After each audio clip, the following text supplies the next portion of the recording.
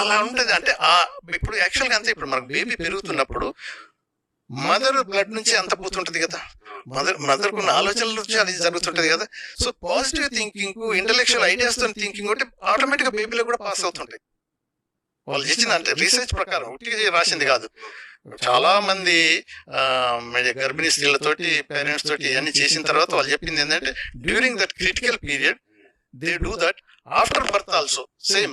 ఇప్పుడు చూసే ప్రతి ఒక్కళ్ళకి మిలిటరీ ట్రైనింగ్ అక్కడ 100%. అంటే ప్రతి ఒక్కరు సోల్జరే. అంటే పుట్టిన కాంచే వాళ్ళకి ఏ వ్యవస్థ అంటే threat for existence is there, you have to struggle for yourself. అలా తయారైంది కాబట్టి ఇంత చిన్నగా దేశమైనా ఇన్ని చుట్టుముట్టు ఉన్న శత్రువులను ఎదుర్కొని జయించటం.